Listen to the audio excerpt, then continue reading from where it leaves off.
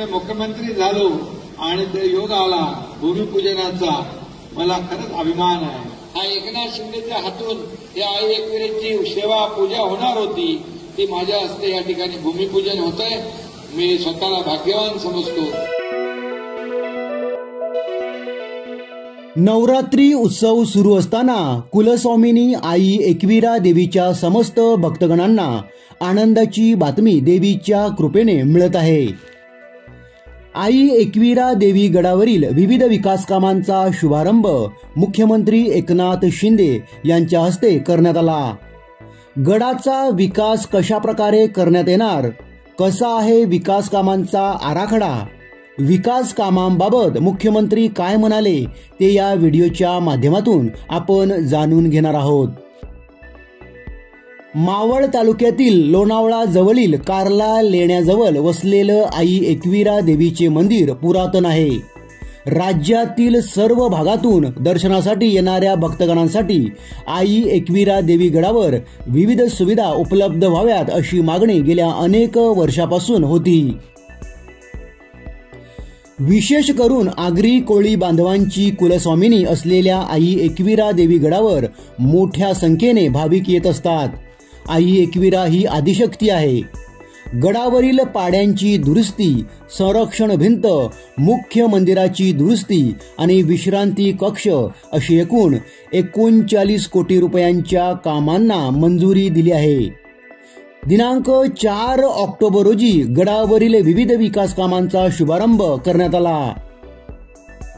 मंदिर परिसराच्या विविध विकास कामांसाठी अजून निधी लागल्यास तो उपलब्ध करून देऊ असे मुख्यमंत्री एकनाथ शिंदे यांनी यावेळी सांगितले। या प्रसंगी खासदार श्रीरंग बारणे, खासदार बाळ्यामामा म्हात्रे, एकविरा देवी देवस्थान अध्यक्ष दीपक हुळवले, मारुती देशमुख आणि इतर मान्यवर यावेळी उपस्थित होते।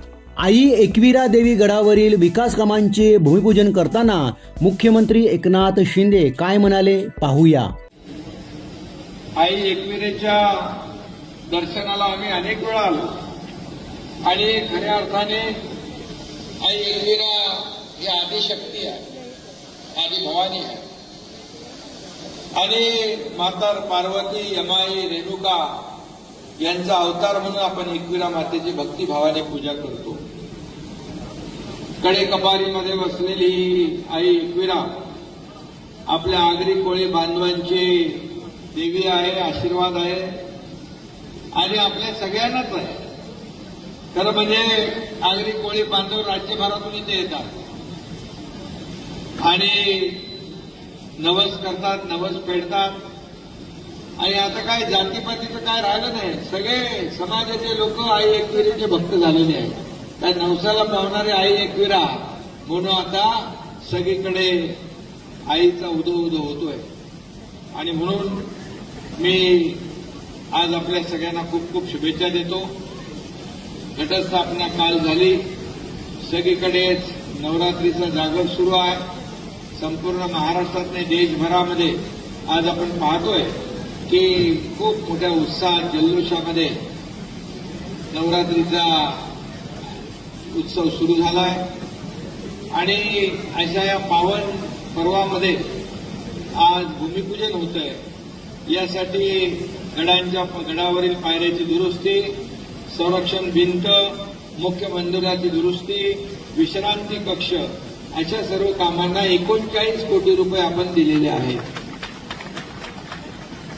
आणि गडावर येण्यासाठी लागणाऱ्या सुविधांसाठी खासदार आपले श्रीरंगप्पा बारणे सारखा प्रयत्न करत होते, पण त्याला योग यावा लागतो आणि आईच्या कृपेने मुख्यमंत्री झालो आणि ते योग आला भूमिपूजनाचा, मला खरंच अभिमान आहे आणि समाधान आहे।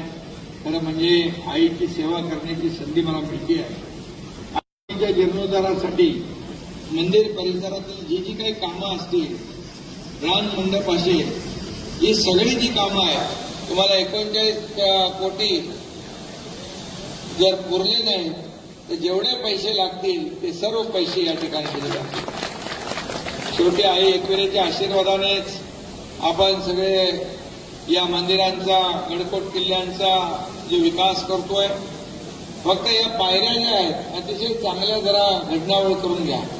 म्हणजे हे आपलं प्राचीन मंदिर आहे, आपलं ते कुठेही त्याला जे रूप आहे त्याला आणखी कसं सुंदर करता येईल, इथे आणखी काय काय सुविधा देता येतील ते नक्की आपण देऊ. रोपवेचं देखील काम या ठिकाणी करायचं ना आपल्याला, तेही करायचं. आणि आताच मी MSRDCच्या अधिकाऱ्यांना सांगितलेलं आहे, अनिल गायकवाड यांना, खाली जो हायवे आहे त्याला जो ब्रिज बनवायचा कार्ला फाटा, ऍक्सिडेंट होतात आणि कार्ला फाट्याला पण 45 कोटी ब्रिजला मंजूर केले जातात. त्याचं देखील काम लवकर सुरू होऊन जाईल. आणि म्हणून मी एवढंच सांगतो, ही आपली अतिशय प्राचीन अशी आई एकविरेच्या आशीर्वादाने आम्ही देखील सर्वसामान्यांचं सरकार म्हणून काम करतो.